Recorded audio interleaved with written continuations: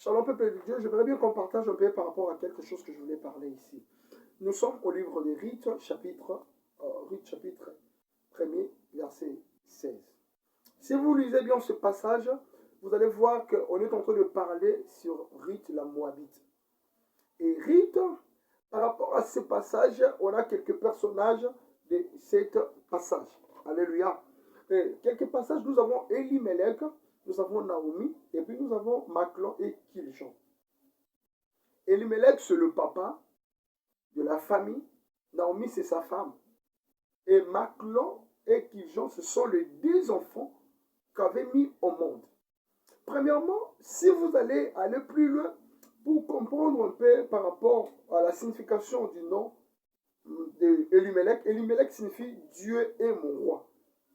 Dieu est mon roi. Naomi signifie gracieuse, faveur, etc. Mais ce qui m'étonne le plus, c'est quoi? Papa, il a le nom de Dieu est mon roi. Maman, elle est gracieuse. Mais les enfants, vous allez voir, Machlon, il a pour le nom comme maladif. Et puis Kiljon, faible.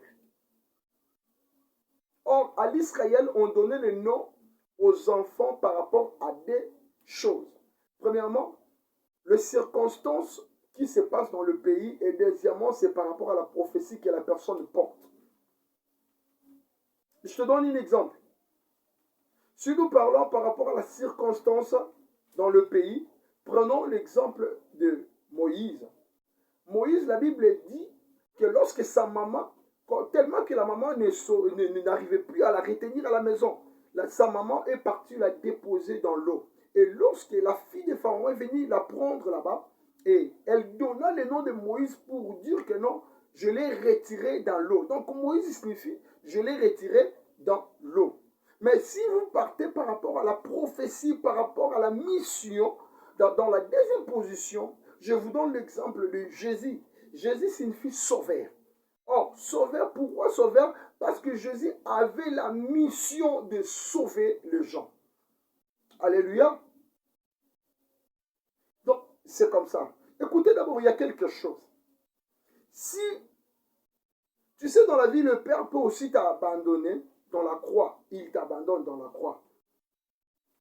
Mais sache-le très bien, que même dans la croix, le Père t'abandonne.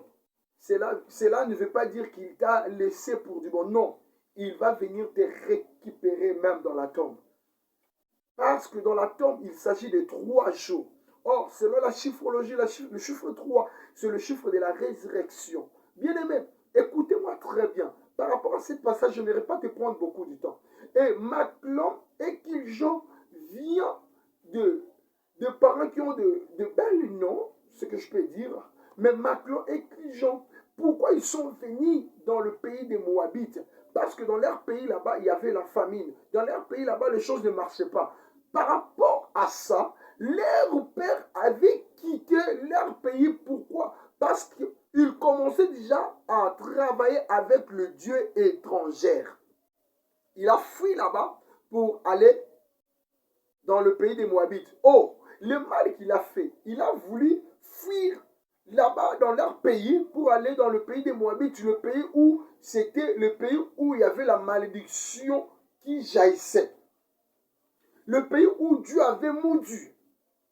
Écoutez-moi bien aimé, dans la vie, il y a plusieurs personnes.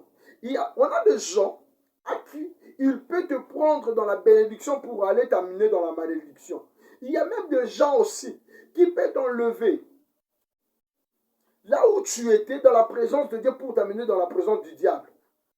Frères et sœurs, il faut être attentif à l'écoute du Seigneur. Il faut faire très attention. Sinon, tu risques d'emprunter un chemin alors que tu ne sauras même pas t'en faire en sortir. Tu sais une chose, le diable ne s'intéresse pas des gens lorsque nous venons dans la présence de Dieu. Mais le diable s'intéresse des gens lorsque nous sortons dans la présence de Dieu. Lorsque nous partons, nous rentrons dans nos demeures. Quand je viens à l'église, le diable ne lui fait rien. Quand je viens à l'église, le diable me regarde toujours comme ça. Mais quand je voulais sortir de l'église pour me rendre chez moi à la maison, dans ma demeure, c'est par là que le diable vient maintenant pour contrôler toutes choses. Pourquoi? Parce qu'il cherche à ravir ce que tu viens de prendre dans la présence de Dieu. Bien aimé, tu dois être souple. Tu sais, Dans nos églises, il y a certaines de gens, il y a des Elimelech aussi dans nos églises. À chaque fois, même quand tu veux servir Dieu, il te dit, bah, oh, bah, zalaka, bah, salakutu, bah, je le roté. Et toi, qu'est-ce que tu auras de retour? Bien aimé, j'aimerais te dire une chose. Nous ne travaillons pas pour les gens. Nous ne travaillons pas parce que les gens nous disent. Nous ne travaillons pas parce que les gens nous voient et savent que nous sommes en train de faire. Non, nous travaillons pour Dieu. Écoutez, bien aimé, tu peux tout faire dans ta vie. Si tu ne gardes pas, ce que Dieu a mis en toi, tu ne feras rien. Et écoutez-moi, je suis venu juste te dire une chose. Si Naomi pourrait être amenée avec Elimelech parce que c'était son mec. Mais j'aimerais te dire, Naomi, elle est du race des gens qui ne meurent pas dans le pays étranger. Parce que la Bible, quand vous continuez avec ce passage, la Bible est en train de dire qu'Iljon, Elimelech et Maclon et tous étaient mourir. Imaginez, ils sont mourir là-bas, mais ils avaient des femmes. Maclon avait des femmes et Maclon et Iljon, ils avaient des femmes. Donc, Orpa hérite. Mais il y a une chose, j'aimerais te rassurer. Tout le monde sont morts dans ce pays. Tout le monde sont morts dans ce village.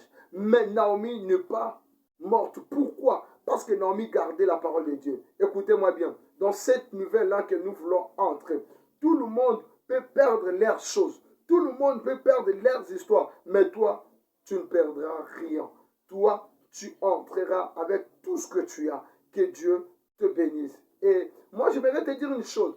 Lorsque Maclon quittait son pays pour le pays de Moabite, il pensait, il est en train de s'échapper de quelque chose. Or, la malédiction n'a pas de limites, pas plutôt, la malédiction n'a pas de frontières, mais plutôt a des limites. Je te donne un exemple. Si dans notre famille, on a une maladie là, une maladie héréditaire, qui à chaque fois quand vous arrivez à 30 ans, vous mourrez. Et si par exemple, je me déplace pour les États-Unis, et j'arrive à les États-Unis là-bas, il s'est fait que je deviens maintenant en 30 ans. Notre malédiction de la famille n'aura pas peur des frontières de l'États-Unis. Mais comme c'est une limite bien faite, ça va m'arriver. Alors, pour que la malédiction de ta famille ne puisse pas t'atteindre, bien aimé, il faut bien concevoir ce que Dieu t'a donné. Bien aimé, il faut bien voir ce que Dieu a mis en toi. Alors, il faut bien rester à l'écoute du Seigneur. Nous sommes là pour cette année. Nous sommes en train de travailler en sorte que tous les enfants